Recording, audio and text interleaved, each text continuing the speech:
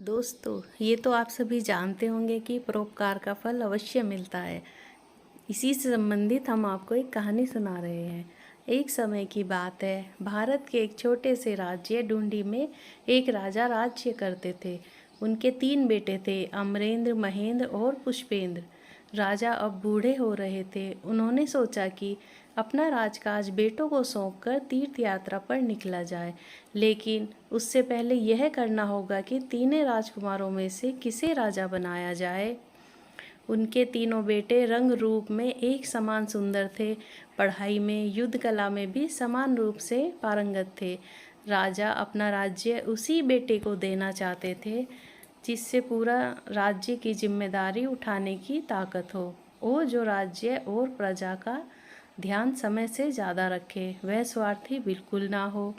इसलिए उन्होंने अपने तीनों बेटों की परीक्षा लेने की योजना बनाई। उन तीनों को अपने पास बुलाकर उन्होंने कहा कि मेरे पास 3 पोटलियां हैं।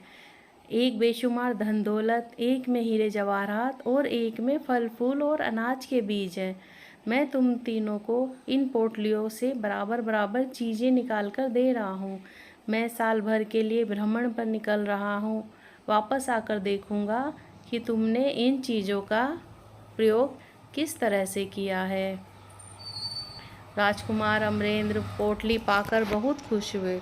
उन्होंने तय किया कि वे इन पैसों से अपने लिए एक सुंदर महल बनाएंगे जिसमें वे बहुत आराम से रहेंगे। उन्होंने हीरे जवाहरात से अपने लिए कीमती मुकुट बनाने की सोची और फल फूल अनाज के बीजों को उन्होंने फेंक दिया। महेंद्र ने धन दौलत से एक सुंदर दुकान खोली और हीरे जवाहरात से उन्होंने गहनों का व्यवसाय शुरू किया। फल फूल के बीज उन्होंने अपनी दुकान के पास लगाए और अनाज सस्ते दामों पर मंडी में बेच दिया। पुष्पेंद्र ने जब पैसे देखे तो सबसे पहले उन्होंने महामंत्री से पूछा कि क्या राज्य के खजाने में इतने पैसे हैं कि पिता की अनुपस्थिति में राज्य का खर्चा चल सके। मंत्री ने जवाब दिया कि खजाने में इतने पैसे नहीं है। तो उन्होंने अपने पास एक हीरे की अंगूठी रखी और अपना पूरा खजाना खजाने में जमा करवा दिया। उन्होंने महामंत्री से कहा कि माँ को देने के लिए ही अंगूठी रखी है। यह राज्य का धन है, इसलिए इसकी कीमत मैं कुछ दिनों बाद वापस कर दूंगा। इसके बाद पुष्पेंद्र ने माली को बुलाया और उन्हें फल और फूल के बीज देते हुए कहा कि इन्हें सड़कों के किनारे बो दें।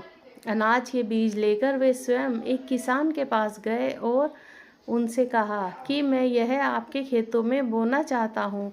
बुनाई के बाद के सभी कामों में मैं आपका साथ करना चाहता हूँ।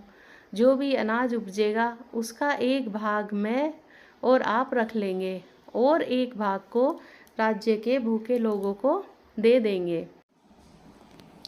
1 साल बाद जब राजा लौटे तो उन्होंने देखा कि राज्यों की सड़कों के किनारे फूल खिले हैं और फलों के छोटे छोटे पौधे भी उगे हुए हैं।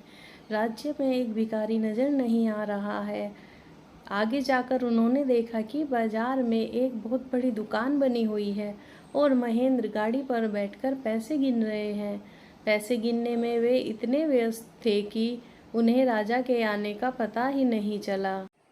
आगे बढ़ने पर राजा को राजकुमार अमरेंद्र का महल दिखाई दिया। जब राजा ने राजकुमार के बारे में पूछा तो द्वारपाल से पता चला कि वह तो सो रहे हैं। द्वारपाल ने बताया कि राजकुमार दिन भर सोते हैं या खाते रहते हैं।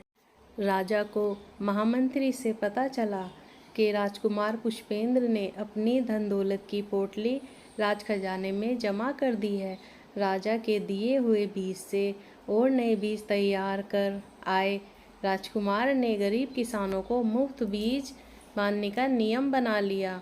राजा ने निश्चय किया कि जो अपने बारे में ना सोचे और देश में प्रजा के हित के बारे में सोचे वही सच्चा राजा हो सकता है। राजकुमार पुष्पेंद्र को राजा घोषित कर दिया गया।